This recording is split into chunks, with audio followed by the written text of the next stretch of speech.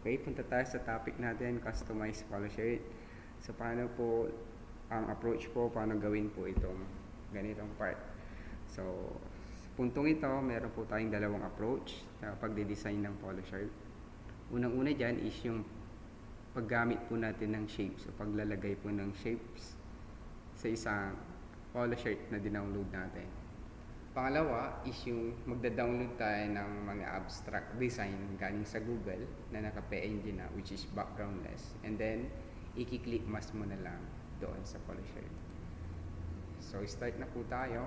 Meron na po ako dito naka-prepare po na polo shirt, which is nalinisan ko na po ng background. Kung wala po, ay pwede po kayong mag-download. Usually, ganito po yung mga na-download nyo. Ang tawag po dyan is naka-fake PNG na mga picture. Kasi may mga dina-download tayo na fake siya, hindi siya totoong backgroundless. Meron pa tayong mga transparent pixel na tinatawag po na makikita natin dyan. So ito po yan.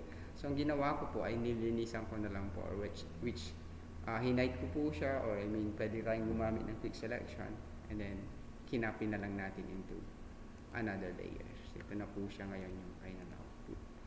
So to start, make sure na gawa tayo ng blank layer dyan. First approach, which is gagamit ako ng pen tool. Tatlong klase po yan, shape, path, and then pixel. Shape, pag ni-rasterize mo siya, magiging pixel po siya, magiging pixelated siya. Diba? Pag sinabi natin pixel, naka-shape po dapat yung output.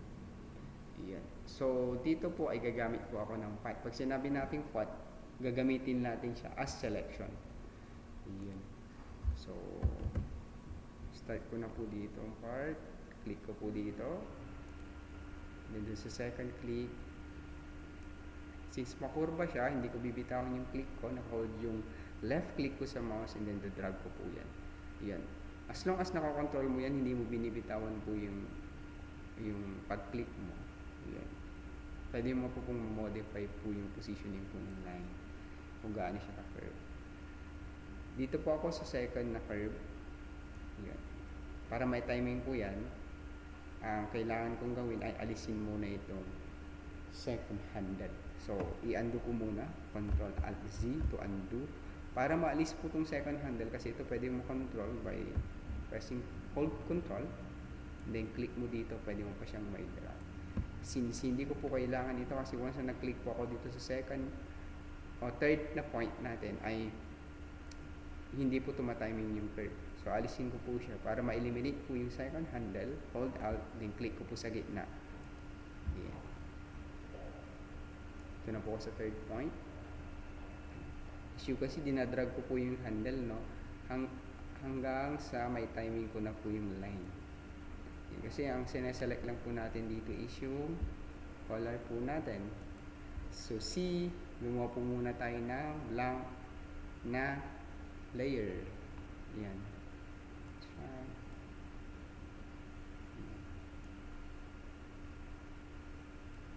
Alright, so gagawin natin ito.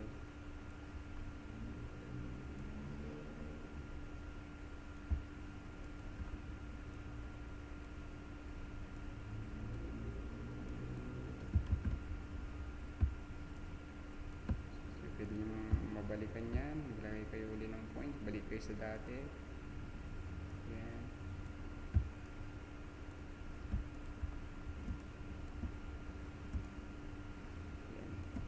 Para maipan natin, hold space. Yan, itapan natin.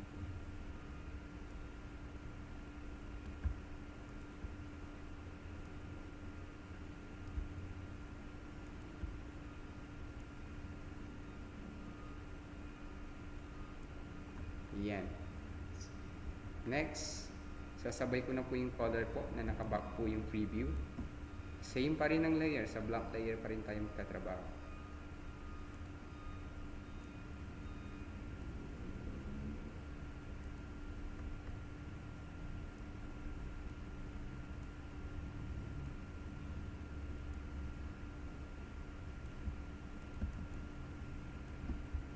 Trabaho po itong paggamit ng pen tool, pero kailangan nyo rin po ma-master po ito, guys.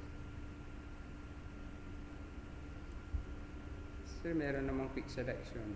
Yes, may quick selection pero white pixel po kasi o plain t-shirt po kasi yung sineselect natin. Kaya mahihirapan din po tayong gamitin yung quick selection. Yan. So next, kapag meron na po nabuo na po natin yung path, right click, make selection. Pwede rin po yan. Ayan. So see, meron na tayong selection dyan. Next ay mag-a-add po tayo ng color adjustment, solid fill. Sir, pwede bang gradient? Yes, pwede. Try muna natin solid fill. Ayan. Say red. Yan. Kung okay na sa inyo yung red, next dyan napapalitan po natin is yung blending option. Ayan. Dito applicable yung linear burn eh. Ayan. So pwede po siya. Ano? So dito sa puntong ito ay sumama po itong part na to. So as you can see, kailangan ko munang mai-mask ito. So na-discuss na po natin yon paano po mag-mask. So pwede tayong gumamit ng brush or pwede tayong gumamit muna ng selection na path ulit. So pen tool ulit. And select ko po, nakaselect po itong thumbnail ng mask. Ayan. So select ko muna siya.